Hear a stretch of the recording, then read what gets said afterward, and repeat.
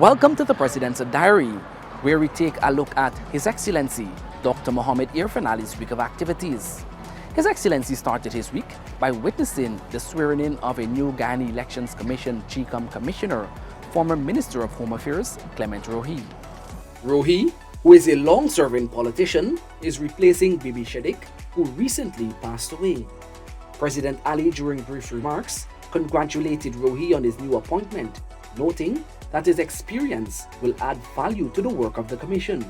Mr. Rowley is no stranger to our country. He is no stranger to public life, and he is no stranger in his pursuit of free and fair elections, democracy, and building a country in which the rule of law defines our action and who we are as a people and as a country. The head of state affirmed his administration's commitment to democracy and ensuring the will of the people remains paramount. He also reaffirmed the government's support to the Elections Commission. The will of the people is the most fundamental right that must be respected. And the Elections Commission is tasked with that serious responsibility of ensuring that everything they do secure and protect the will of people and advance democracy and keep our country within the realm of democratic nations. That the work you do is integral to our country, integral to the development of our country, integral to the stability of our country.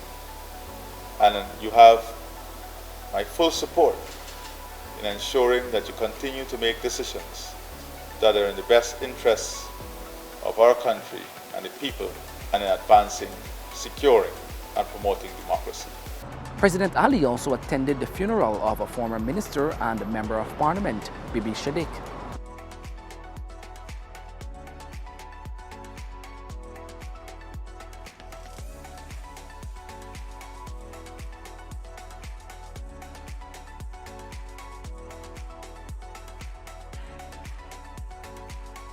President Irfaan Ali is calling on the European Union to put systems in place so that Schengen visas can be issued here. Presently, Guyanese are required to travel to a European embassy in Suriname or Trinidad to obtain Schengen visas to travel to any of the EU member states. I think that the EU must understand that it is in their strategic interest to have that facility here in Guyana within the next 3 months. And we have to find where we can get it done within the next 3 months. Which embassy is in a position to get it done in the next 3 months? What you want us to do to help you to get it done in the next 3 months and get it done. President Ali says in the modern world in which Guyana is strategically positioned and with investors signaling their interest, it cannot be business as usual. In the next 48 hours, let us double down on this. Let us double down on this in the next 48 hours, make the appropriate noise and get this done. I think this is a very, very low-hanging fruit. Ease of travel and facilitating travel is critical. One of the important things of the establishment of these chambers is the people-to-people contact. You see, sometimes we rely on technology so much that we fail to realize the importance of people-to-people contact.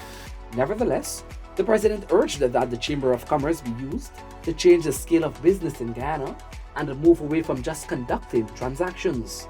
He says the Economic Partnership Agreement with the EU has tremendous advantages for Guyana and the CARICOM.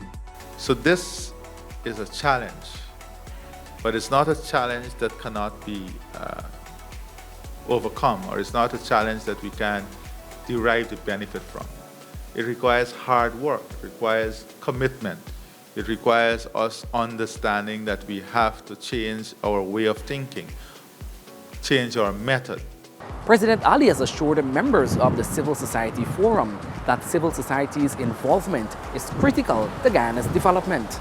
During a discussion with the team, the head of state noted that the role of civil society has now evolved, and as a result, there is greater involvement in discussions regarding national advancement. Adding to this was the important role of civil society in advancing One Guyana. To achieve this, the President emphasized the importance of discussions being a two-way street.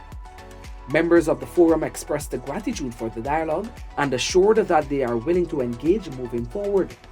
President Ali was also given a curated tour of the Hyde Park Zoo, Sanctuary and the Tropical Gardens at Land of Canaan on the east bank of the Marara. The facility will be home to a variety of animals, including many from around the world. It will promote conservation, employment for various specialists, recreation for families, and education for children in a safe, healthy, and a serene environment. President Ali was accompanied by his son, Zayed, the Minister of Tourism, Industry and Commerce, Onich Walron, and the Minister of Natural Resources, Vikram Bharat. President Ali then left for Trinidad and Tobago to meet the state's leader to have bilateral discussions. President Ali and Trinidad and Tobago's Prime Minister, Dr. Keith Rowley, held a series of meetings where discussions ranged from energy, food security, and climate change, among other areas. What we are working on is an agenda through which we can build a sustainable pathway that will bring prosperity, opportunities, and will advance the interests of the people of both Trinidad and Tobago and Guyana. We are not here to create an environment in which one party see themselves as winners. We are here to work on creating and advancing institutions and systems that will create a win-win environment for all those who are willing and ready to participate in the development and advancement of both countries. He said that there has to be a strategic approach to build out a solid path towards energy sustainability, resilience, and reliance for the CARICOM region. And unless we are ready and willing to take and make hard decisions that will allow us to confront the challenges in this global environment and to build systems and to create an environment in which we will develop the necessary capacity to confront these global challenges, then we will not be leaving a sustainable pathway for development and the prosperity of our people in the future. Acknowledging this fact, Trinidad and Tobago and Guyana, we have committed ourselves to advancing a series of actions that must position these two countries as leaders in all of these global problems. So we want to become leaders in a problematic situation. President Ali also took time out to pay respects to Trinidad and Tobago soldiers who died in World Wars I and II by placing a ceremonial wreath at the Cenotaph Monument in Port of Spain. President Dr. Mohamed Irfaan Ali, President of Suriname, Chandrika Prasad Santokhi, and Trinidad and Tobago's Prime Minister, Dr. Keith Rowley, visited the Point Lisas Industrial Estates, Cova, for a tour and a meeting with executives of the National Energy Corporation of Trinidad and Tobago Limited. The leaders met with the executives of the National Gas Company of Trinidad and Tobago Limited and engaged in discussions on the regional future of natural gas. Trinidad's nitrogen facility was also visited. Dr. Ali also attended the Agri Investment Forum and Expo in Port of Spain. We have the misinterpretation of rules. There is no commonality through which we interpret some regulations. The institutions exist on different standards and different rules and different regulations. We have to fix the institutions in a way that every single institution in the region operate on the same procedures, guidelines, and standards so that our people will have a common access and a common understanding as to what the procedures, the guidelines, and standards are. And it must not vary from country to country. It requires a shift in thinking, a shift in our mindset. And I'm saying to the population of this region that this group of CARICOM leaders, we are committed to ensuring that shift occur. The political will has already been established as strong as we can.